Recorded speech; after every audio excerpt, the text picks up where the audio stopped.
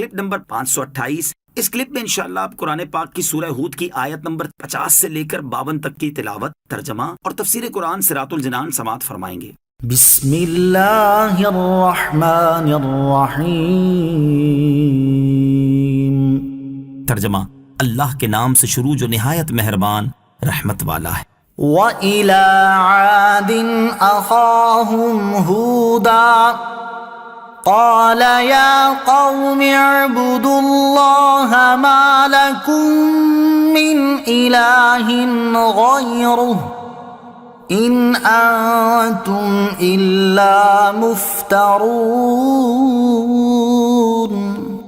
ترجمہ، اور عاد کی طرف ان کے ہم قوم ہود کو بھیجا، فرمایا اے میری قوم، اللہ کی عبادت کرو، اس کے سوا تمہارا کوئی معبود نہیں، تم تو صرف بہتان لگانے والے ہو۔ وَإِلَى عَادٍ أَخَاهُمْ هُودًا، اور عاد کی طرف ان کے ہم قوم ہود کو بھیجا۔ اس صورت میں بیان کیے گئے واقعات میں سے یہ دوسرا واقعہ ہے۔ اس آیت میں اللہ تعالیٰ نے حضرت ہود علیہ السلام کو قوم عاد کا بھائی فرمایا۔ اس سے مراد دینی بھائی نہیں بلکہ نسب کے اعتبار سے بھائی ہونا مراد ہے، کیونکہ حضرت ہود علیہ السلام کا تعلق قبیلہ عاد سے تھا۔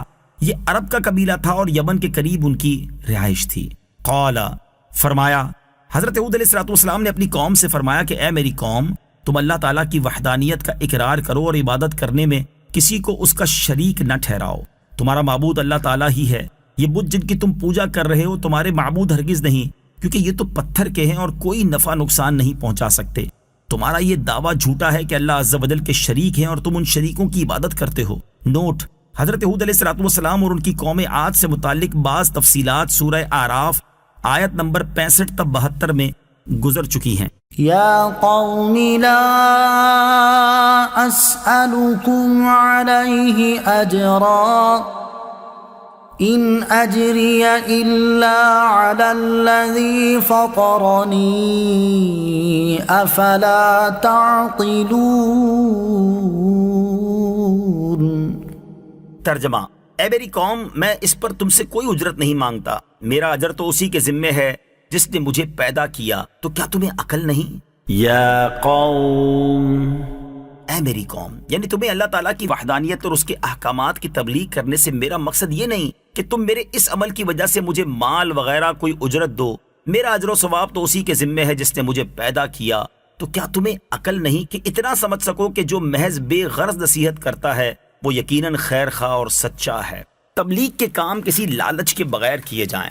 یاد رہے کہ انبیاء کرام علیہ السلام نے کسی لالچ کے بغیر دین کی تبلیغ کا فریضہ سر انجام دیا اور باقاعدہ اس کا اظہار بھی فرمایا کہ تبلیغ سے ان کا مقصد مال یا کوئی منصب حاصل کرنا نہیں، بلکہ وہ صرف اپنے رب عز و جل کی رضا اور اس کی طرف سے ملنے والے اجر و ثواب کے طلبگار ہیں۔ اس سے معلوم ہوا کہ خالص نصیحت وہ ہوتی ہے جو کسی لالچ اور غرض کے بغیر ہو اور اس سے صرف اللہ تعالیٰ کی رضا حاصل کرنا مقصود ہو۔ اس لیے مسلمانوں کو بھی چاہیے کہ وہ کسی لالچ کے بغیر تبلیغ دین کا فریضہ ادا کریں اور حتی الامکان کسی اجرت کے بغیر تبلیغ کے کام کریں۔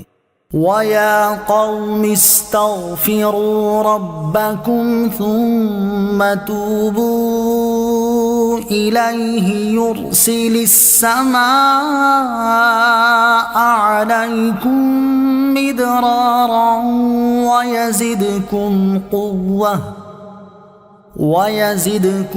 قُوَّةً إِلَىٰ قُوَّتِكُمْ وَلَا تَتَوَلَّوْا مُجْرِمِينَ۔ ترجمہ، اور اے میری قوم، تم اپنے رب سے معافی مانگو، پھر اس کی بارگاہ میں توبہ کرو تو وہ تم پر موسلا دھار بارش بھیجے گا اور تمہاری قوت کے ساتھ مزید قوت زیادہ کرے گا اور تم مجرم بن کر منہ نہ پھیرو۔ وَيَا قَوْمِ، اور اے میری قوم، جب قوم عاد نے حضرت ہود علیہ السلام کی دعوت قبول نہ کی تو اللہ تعالیٰ نے ان کے کفر کے سبب 3 سال تک بارش موقوف کر دی اور نہایت شدید قحط نمودار ہوا اور ان کی عورتوں کو بانجھ کر دیا۔ جب یہ لوگ بہت پریشان ہوئے تو حضرت ہود علیہ السلام نے وعدہ فرمایا کہ اگر وہ اللہ تعالیٰ پر ایمان لائیں اور اس کے رسول کی تصدیق کریں اور اس کے حضور توبہ و استغفار کریں تو اللہ تعالیٰ بارش بھیجے گا اور ان کی زمینوں کو سرسبز و شاداب کر کے تازہ زندگی عطا فرمائے گا اور قوت و اولاد دے گا۔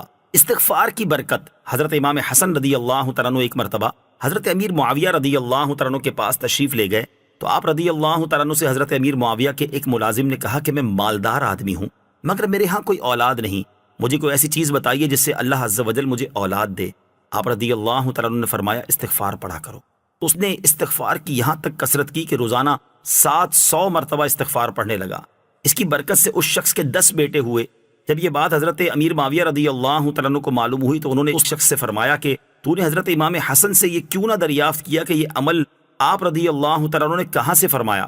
دوسری مرتبہ جب اس شخص کو حضرت امام حسن سے ملاقات کا شرف حاصل ہوا تو اس نے یہ دریافت کیا۔ حضرت امام حسن رضی اللہ تعالیٰ عنہ نے فرمایا کہ تو نے حضرت ہود علیہ السلام کا قول نہیں سنا جو انہوں نے فرمایا يزدكم قوة إلى قوتكم اللہ تمہاری قوت کے ساتھ مزید قوت زیادہ کرے گا، اور حضرت نوح علیہ السلام کا یہ ارشاد نہیں سنا يمددكم بأموال وبنين اللہ مال اور بیٹوں سے تمہاری مدد کرے گا۔